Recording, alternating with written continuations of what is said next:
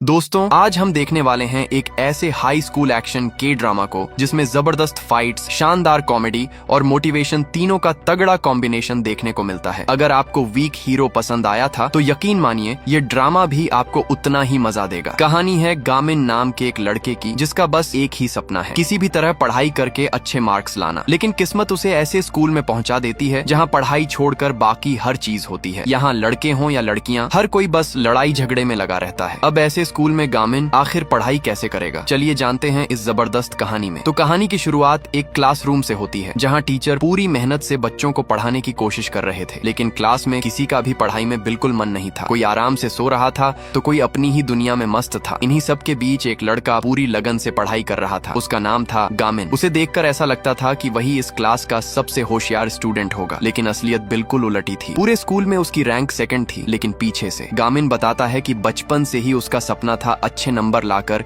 एक अच्छे कॉलेज में एडमिशन लेना। उसने शहर की लगभग हर फेमस एकेडमी ज्वाइन की, लेकिन उसकी किस्मत कभी नहीं बदली। यहाँ तक कि उसकी माँ ने उसके लिए प्राइवेट ट्यूटर भी रख दी, फिर भी उसके मार्क्स में कोई सुधार नहीं आया। एक दिन उसने स्कूल में दो लड़कों की बातचीत सुनी। उनमें से एक कह रहा था, अगर अच्छे ग्रेड के साथ कॉलेज जाना है तो यूसुंग टेक्निकल हाई स्कूल चले जाओ। गामिन ने सिर्फ इतनी ही बात सुनी और बिना कुछ सोचे उसी स्कूल में एडमिशन लेने का फैसला कर लिया। लेकिन उसे यह नहीं पता था कि दूसरा लड़का आगे क्या कह रहा था। वह बोला, उस स्कूल में जाने से अच्छा तो मैं मर जाऊं। पहले ही दिन जब गामिन क्लासरूम का दरवाजा खोलता है तो उसके होश उड़ जाते हैं। पूरी क्लास युद्ध का मैदान बनी हुई थी। हर तरफ सिर्फ मारपीट चल रही थी और पढ़ाई का तो नामो निशान तक नहीं था। फिर भी गामिन खुद को समझाता है कि अगर यहाँ सभी लोग सिर्फ लड़ाई करते हैं तो वह थोड़ी सी मेहनत करके आसानी से सबसे आगे निकल जाएगा। लेकिन जब 10वीं कक्षा का रिजल्ट आता है तो 220 छात्रों में उसकी रैंक 219 होती है। इतना बुरा रिजल्ट आने के बाद भी गामिन हार नहीं मानता। वह सोचता है कि इतने सारे छात्रों में कोई न कोई तो ऐसा होगा जिसे पढ़ाई में दिलचस्पी होगी। अगले दिन वह पूरी क्लास के बच्चों को ध्यान से देखने लगता है, लेकिन सबके चेहरे देखकर ही उसे समझ आ जाता है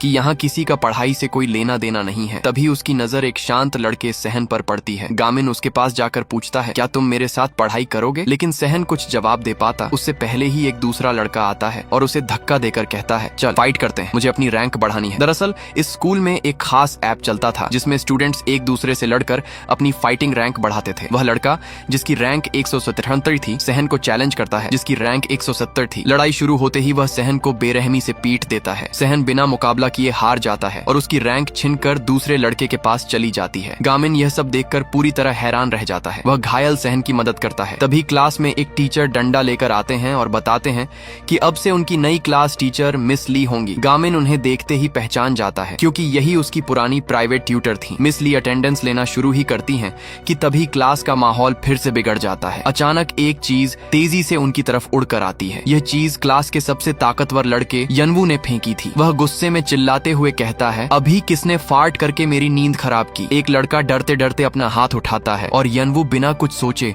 उसे 2 जोरदार थप्पड़ मार देता है। तभी दूसरा लड़का गुस्से में चिल्लाता है, ओए यनवू, तूने मेरी कॉफी गिरा दी। इतना सुनते ही दोनों के बीच जबरदस्त लड़ाई शुरू हो जाती है। पूरी क्लास उन दोनों की फाइट पर शर्त लगाने लगती है कि आखिर जीतेगा कौन। अपने पहले ही दिन मिस ली यह सब देखकर पूरी तरह हैरान रह जाती हैं। वह जोर जोर से चिल्लाकर सभी छात्रों को शांत होने और अपनी अपनी सीट पर बैठने के लिए कहती हैं। यनवू वापस क्लास में आकर बाकी सभी स्टूडेंट्स को बैठने के लिए कहता है और हैरानी की बात तो ये थी कि उसकी एक आवाज सुनते ही पूरी क्लास चुपचाप अपनी अपनी सीट पर बैठ जाती है। दूसरी तरफ मिस ली जब क्लास का डस्टबिन साफ करने जाती है तो देखकर दंग रह जाती है क्योंकि पूरा डस्टबिन सिगरेट के टुकड़ों से भरा पड़ा था। इतना ही नहीं, स्कूल के हर कोने में बड़े बड़े ड्रम रखे हुए थे जहां स्टूडेंट्स खुलेआम स्मोकिंग कर रहे थे। उन्हें किसी टीचर या स्कूल के नियमों का बिल्कुल भी डर नहीं था। तभी गामिन मिस ली के पास आता है। मिस ली उसे देखते ही पहचान जाती हैं और मुस्कुराकर कहती हैं, तुम तो काफी बड़े हो गए हो। गामिन उनसे कहता है, क्या आप सच में इस स्कूल में पढ़ाने वाली हैं? अगर हाँ तो प्लीज यहाँ मत पढ़ाइए। पिछली टीचर भी सिर्फ 1 महीने में स्कूल छोड़कर चली गई थी। मिस ली मुस्कुराकर कहती हैं, अब तुम मेरी चिंता भी करने लगे हो, ये सब मुझ पर छोड़ दो। फिर वह उससे उसकी पढ़ाई के बारे में पूछती है। गामिन बड़े जोश से बताता है कि वह इस स्कूल में एक स्टडी ग्रुप बनाना चाहता है। इसके बाद गामिन फिर से सहन का पीछा करने लगता है। उसे पता चलता है कि स्कूल में एक लाइब्रेरी भी है, लेकिन वहाँ पढ़ने की बजाय सहन आराम से सो रहा था। गामिन हर रोज लाइब्रेरी पहुँच जाता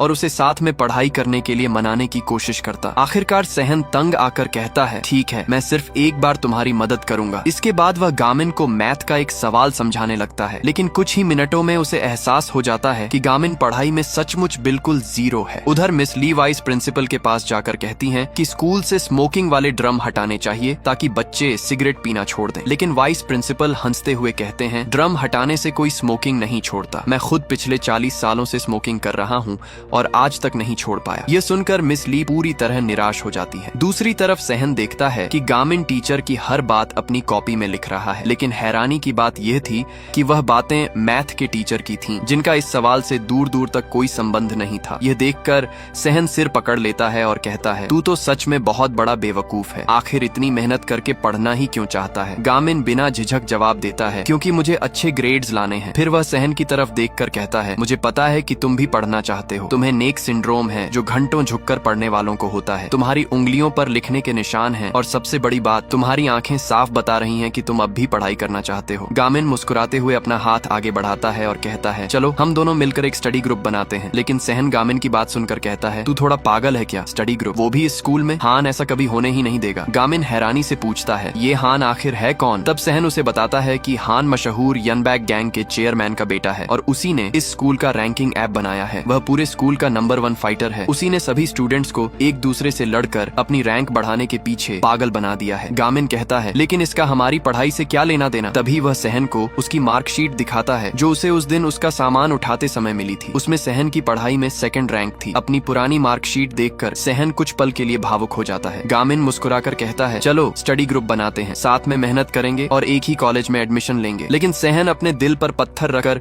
उस मार्कशीट को फाड़ देता है और कहता है, मुझे अब पढ़ाई नहीं करनी। इतना कहकर वह वहाँ से चला जाता है। कुछ समय बाद स्कूल में एक इवेंट होता है जहाँ वाइस प्रिंसिपल हान को अवार्ड देते हुए कहते हैं, यही हमारे स्कूल का सबसे बेहतरीन स्टूडेंट है। ये सब देखकर सहन चुपचाप खड़ा रहता है और उसके चेहरे पर साफ उदासी दिखाई दे रही थी। इसी के बाद बाथरूम में किसी की टक्कर सहन से हो जाती है। गुस्से में वह पूछता है, कौन है? लेकिन सामने हनवू खड़ा था। वह बिना कुछ कहे सहन को बुरी तरह पीटना शुरू कर देता है। सहन एक भी वार का जवाब नहीं देता। फिर हनवू धमकी देते हुए कहता है, कल तक मुझे 2 लाख वॉन ला कर देना। सहन बेबस होकर कहता है, मेरे पास इतने पैसे नहीं हैं। दूसरी तरफ मिस ली खुद ही स्कूल में रखे स्मोकिंग वाले ड्रम हटाने लगे। तभी मिस ली को एक जोरदार आवाज सुनाई देती है। वह दौड़कर वहां पहुंचती हैं तो देखती हैं कि यनवू पैसों की वजह से सहन को बेरहमी से पीट रहा है। ये देखकर मिस ली तुरंत दूसरे टीचर्स को मदद के लिए बुलाने जाती हैं, लेकिन डर के मारे सभी टीचर्स वहां से भाग जाते हैं। आखिरकार मिस ली अकेले ही सहन को बचाने का फैसला करती हैं। उसी समय गामिन वहां पहुंच जाता है और उन्हें रोकते हुए कहता है, आप बीच में मत पड़िए, मैं उसकी मदद कर दूंगा। इसके बाद गामिन अपने चेहरे पर मास्क पहनता है, फायर एक्सटिंग्विशर उठाता है और पूरी जगह धुएं से भर देता है। इस अफरा तफरी का फायदा उठाकर वह सहन को वहां से निकालकर सुरक्षित जगह ले आता है। लेकिन सहन गुस्से में कहता है, तुमने ऐसा क्यों किया? वो मुझे मारकर यही मामला खत्म कर देता। अब तुम्हारी वजह से वो मुझे हर रोज बुली करेगा। फिर वह उदास होकर कहता है, मैं भी पढ़ाई करना चाहता हूँ, लेकिन अब बात सिर्फ पढ़ाई की नहीं, मेरी जिंदगी और मौत की बन चुकी है। इतना कहकर सहन वहाँ से जाने लगता है। तभी यनवू दोबारा उसके सामने आ जाता है। वह सहन को पकड़कर बुरी तरह पीटते हुए कहता है, मुझे पता है वो दूसरा लड़का हमारी ही क्लास का था, सच सच बता वो कहाँ है? लेकिन सहन किसी भी कीमत पर गामिन को इस झगड़े में नहीं घसीटना चाहता था, इसलिए वह कुछ भी नहीं बताता। यह देखकर यनवू और भड़क जाता है। वह बेसबॉल बैट उठाकर पूरी ताकत से सहन पर हमला करता है, लेकिन तभी गामिन बीच में आ जाता है और सिर्फ एक जोरदार किक से उस बेसबॉल बैट को ही 2 टुकड़ों में तोड़ देता है। दरअसल गामिन बचपन से ही रोज सुबह खड़ी ट्रेनिंग करता था। उसने कहीं पढ़ा था कि स्ट्रॉन्ग बॉडी स्ट्रॉन्ग माइंड। इसी बात को मानकर उसने अपने शरीर को बेहद ताकतवर बना लिया था। हालांकि इतनी मेहनत के बाद भी उसकी पढ़ाई में कोई खास सुधार नहीं हुआ। इसके बाद गामिन सिर्फ एक पंच मारता है और यनवू वहीं बेहोश होकर गिर पड़ता है। यह देखकर सहन पूरी तरह हैरान रह जाता है। गामिन मुस्कुराते हुए कहता है, अब बुली होने की चिंता छोड़ो और मेरे स्टडी ग्रुप में शामिल हो जाओ। लेकिन सहन फिर भी मना कर देता है। वह कहता है, मुझे पता है कि तुम्हें भी अपने ऊपर पूरा भरोसा नहीं है, तभी तो तुमने अपनी पहचान छिपाने के लिए मास्क पहन रखा था। इतना कहकर वह वहाँ से चला जाता है। घर पहुँचने पर पता चलता है कि सहन बहुत गरीब परिवार से था और अपने पिता के साथ रहता था। उसके पिता को पढ़ाई लिखाई पर बिल्कुल भरोसा नहीं था। वह कहते हैं, कॉलेज जाकर कोई फायदा नहीं होता, पढ़ाई छोड़ो और कोई काम सीख लो। सहन भी तंग आ चुका था। वह गुस्से में कहता है, बस कीजिए डैड, मैं रोज रोज ये बातें नहीं सुन सकता। ठीक है, मैं कॉलेज नहीं जाऊंगा, पढ़ाई छोड़कर कोई काम सीख लूंगा। उसकी यह बात सुनकर उसके पिता और ज्यादा गुस्सा हो जाते हैं। सहन बिना खाना खाए घर से बाहर आकर बैठ जाता है। तभी उसकी नजर अपनी मैथ की नोटबुक पर पड़ती है, जिसे उसने पहले गुस्से में कूड़े में फेंक दिया था। वह नोटबुक को उठाकर चुपचाप देखने लगता है। उसके दिल में आज भी पढ़ाई करने का सपना था, लेकिन उसके हालात उसे उस सपने का पीछा करने की इजाजत नहीं दे रहे थे कि वह पढ़ सके। वहीं दूसरी तरफ गामिन भी पढ़ना चाहता था, लेकिन उसके साथ पढ़ने के लिए कोई भी तैयार नहीं था। बचपन से ही दूसरे बच्चों की माँ गामिन की माँ से कहती थी कि हमारे बेटे ने एक स्टडी ग्रुप ज्वाइन कर लिया है, गामिन को भी किसी स्टडी ग्रुप में शामिल हो जाना चाहिए ताकि उसके भी अच्छे नंबर आ सकें। गामिन कई बच्चों के पास गया लेकिन किसी ने भी उसे अपने स्टडी ग्रुप में शामिल नहीं किया। इस वजह से उसे बहुत बुरा लगता था। उसकी माँ उसे रोता हुआ देखती और समझाती कि अगर तुम पढ़ाई में अच्छे नहीं हो तो कोई बात नहीं, इससे तुम्हारी कीमत कम नहीं हो जाती। लेकिन गामिन ने ठान लिया था कि उसे किसी भी हाल में पढ़ाई में अच्छा बनना है। आज भी वह उसी बात को याद कर रहा था। अगले दिन मिस ली सुबह उठी हैं। उनका बिल्कुल भी मन नहीं था कि उस बदहाल स्कूल में दोबारा जाएं, लेकिन एक टीचर होने के नाते उनके पास कोई दूसरा विकल्प भी नहीं था। खुद को हिम्मत देकर वह स्कूल पहुंच जाती हैं। वहां पहुंचकर वह देखती हैं कि जिन ड्रम्स को उन्होंने कल हटाया था वे फिर से अपनी जगह रख दिए गए हैं और बच्चे आराम से उनके पास खड़े होकर सिगरेट पी रहे हैं। तभी स्कूल का डिसिप्लिन चीफ हाथ में डंडा लेकर वहां पहुंचता है और जोर से चिल्लाते हुए सभी बच्चों को वहां से भगा देता है। इसके बाद वह मिस ली से कहता है, प्लीज इन सभी ड्रम्स को अभी के अभी यहाँ से हटा दीजिए। स्कूल इंस्पेक्टर विजिट पर आए हुए हैं। वहीं पर वाइस प्रिंसिपल के साथ स्कूल इंस्पेक्टर पूरे स्कूल का निरीक्षण कर रहे थे। तभी उनकी नजर मिस ली पर पड़ती है जो अकेले ही उन सभी ड्रम्स को हटाने में लगी थी। स्कूल इंस्पेक्टर उनके पास जाने ही वाले थे कि तभी डिसिप्लिन चीफ जल्दी से सारे ड्रम वहां से हटाकर ले जाता है। इंस्पेक्टर मिस ली को देखकर कहते हैं, लगता है हम पहले भी कहीं मिल चुके हैं। लेकिन वाइस प्रिंसिपल तुरंत बीच में बोल पड़ते हैं, ऐसा नहीं हो सकता सर, इन्होंने तो कल ही इस स्कूल को ज्वाइन किया है। उधर दोनों बात ही कर रहे थे कि अचानक क्लासरूम की खिड़की तोड़ते हुए एक कुल्हाड़ी बाहर आकर गिरती है। यह देखकर मिस ली तुरंत अपनी क्लास की तरफ दौड़ पड़ती हैं। दरअसल कुछ देर पहले क्लास के अंदर यनवू ने गामिन के हाथ से वह नोटबुक छीन ली थी और उसे आग लगा दी थी। इसके बाद उसने गुस्से में कुल्हाड़ी उठाकर गामिन पर हमला कर दिया। लेकिन गामिन मार्शल आर्ट में बेहद माहिर था। उसने आसानी से यनवू के वार से बचकर उसे नीचे गिरा दिया। ये नजारा देखकर पूरी क्लास दंग रह जाती है। उसी समय वहां से गुजर रहा पार्क गन भी रुककर ये सब देखने लगता है। गामिन की पूरी कोशिश थी कि किसी तरह से सेहयन की नोटबुक बच जाए, लेकिन तब तक वह पूरी तरह जल चुकी थी। यह देखकर गामिन का गुस्सा 7वें आसमान पर पहुंच जाता है। वह यनवू से कहता है, सेहयन से माफी मांगो। लेकिन यनवू फिर से कुल्हाड़ी लेकर उस पर हमला कर देता है। गामिन तुरंत अपने मार्शल आर्ट का इस्तेमाल करता है और एक जोरदार पंच मारता है जिससे कुल्हाड़ी उड़ते हुए खिड़की तोड़कर बाहर जा गिरती है। इसके बाद वह यनवू के लगातार पंचों से बचते हुए उसे दोबारा जमीन पर गिरा देता है। गुस्से में यनवू जलता हुआ बैग उठाकर गामिन की तरफ फेंक देता है। पूरी क्लास ये सब सांस रोकर देख रही थी। गामिन बिना घबराए उस बैग को जोरदार किक मारता है जिससे वह वापस यनवू की तरफ उड़ जाता है और यनवू सीधा जाकर दीवार से टकरा जाता है और यनवू वहीं पर बेहोश होकर गिर जाता है। गामिन गुस्से में उससे कहता है, मरने से पहले सेहयन से माफी मांग कर जाना। यह सब सेहयन भी देख रहा था। अब उसे एहसास होने लगा था कि गामिन सच में उसकी कितनी परवाह करता है। वह सिर्फ दिखावे के लिए नहीं बल्कि दिल से उसके साथ पढ़ना चाहता था। सेहयन धीरे धीरे गामिन के पास आता है। गामिन शर्मिंदा होकर कहता है, मुझे माफ कर दो, मैं तुम्हारी नोटबुक का ख्याल नहीं रख पाया। लेकिन सेहयन गुस्से में उस जली हुई नोटबुक को उठाकर डस्टबिन में फेंक देता है। फिर वह गामिन के जले हुए हाथ को देखकर कहता है, मेरी नोटबुक बचाने के चक्कर में तुमने अपना हाथ जला लिया। कुछ पल चुप रहने के बाद वह मुस्कुराकर कहता है, ठीक है,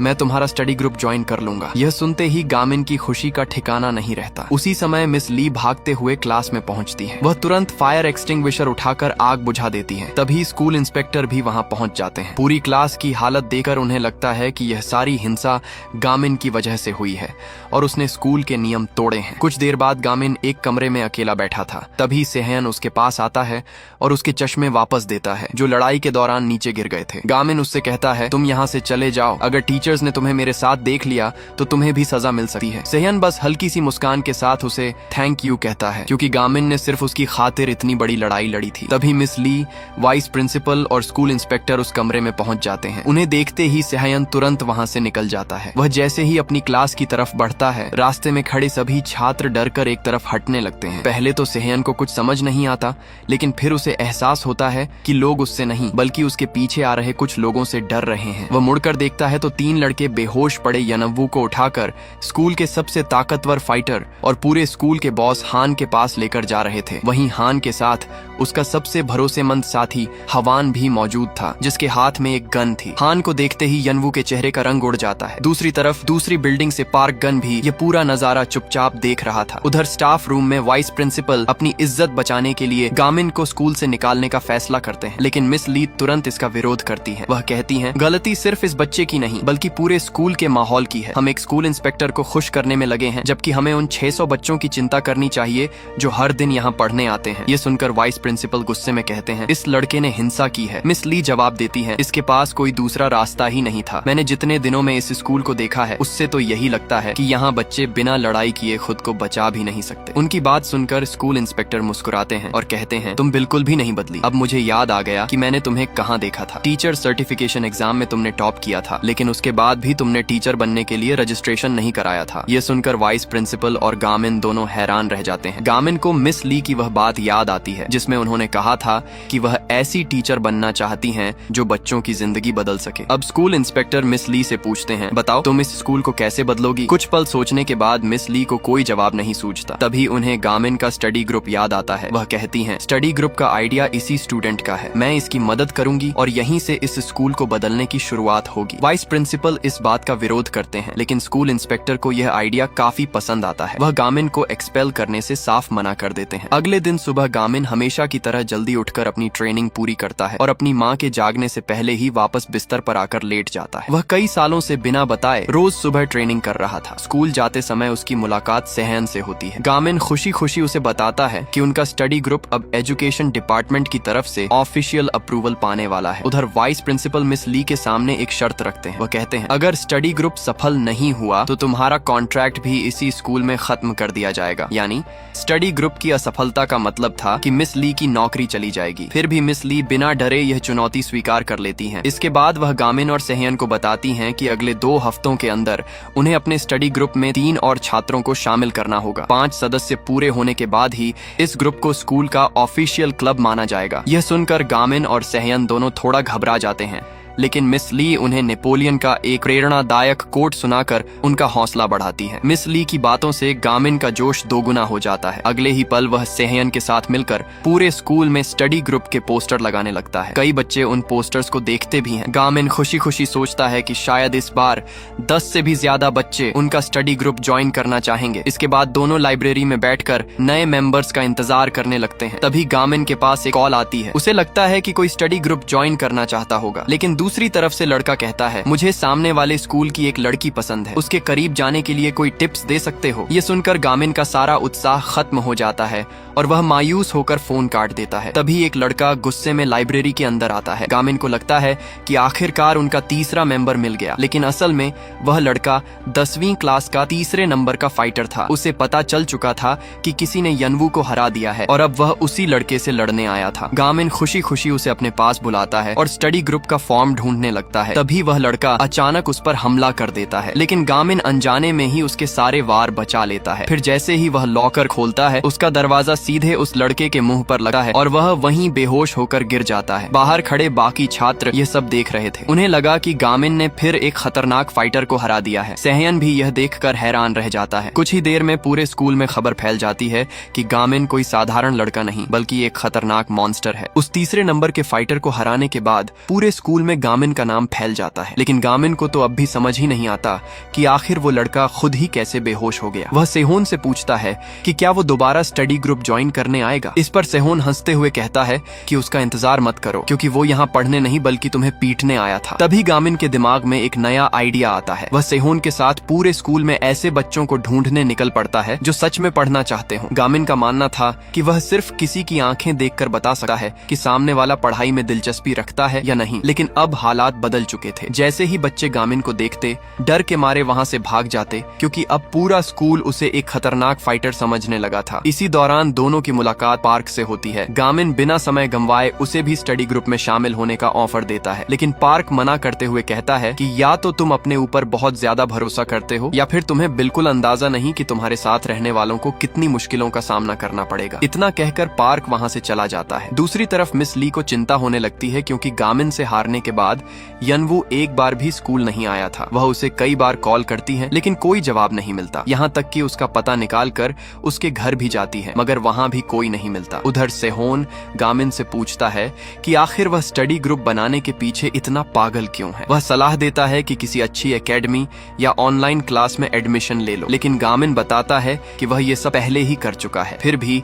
उसके नंबरों में कोई फर्क नहीं पड़ा। तब सेहोन कहता है कि अगर पढ़ाई नहीं हो रही तो स्पोर्ट्स उसमें करियर बना लो क्योंकि फाइटिंग में तो तुम कमाल के हो। मगर गामिन मुस्कुराकर जवाब देता है कि उसे सिर्फ पढ़ाई पसंद है और उसका सपना अच्छे नंबर लाना ही है। इसी बीच मिस ली वहां पहुंच जाती हैं। दोनों का उतरा हुआ चेहरा देखकर वह उनका मूड ठीक करने के लिए उन्हें एक स्टेशनरी स्टोर ले जाती है जहां पढ़ाई का ढेर सारा सामान रखा हुआ था। स्टेशनरी स्टोर में पहुंचते ही गामिन की आंखें चमक उठती हैं। वहां रखे तरह तरह के पेन और पढ़ाई का सामान देखकर वह किसी छोटे बच्चे की तरह खुश हो जाता है। इसी दौरान वह चुपके से एक लाल रंग की नोटबुक भी खरीद लेता है जिसे वह सेहोन से छिपा कर रखता है। इसके बाद तीनों साथ बैठकर आइसक्रीम खाते हैं। तभी सेहोन और गामिन मिस ली से पूछते हैं कि जब उन्होंने टीचर सर्टिफिकेशन एग्जाम में टॉप किया था तो फिर उन्होंने इतने बदनाम यूसुंग हाई स्कूल को ही क्यों चुना? वह तो किसी भी बड़े और अच्छे स्कूल में पढ़ा सकती थी। इस पर मिस ली मुस्कुराते हुए बताती हैं कि टॉप करने के बाद जब उन्हें रजिस्ट्रेशन करना था तभी उनकी जिंदगी में कुछ ऐसा हुआ कि वह समय पर रजिस्टर ही नहीं कर पाई और सब कुछ बदल गया। उधर घर लौटने के बाद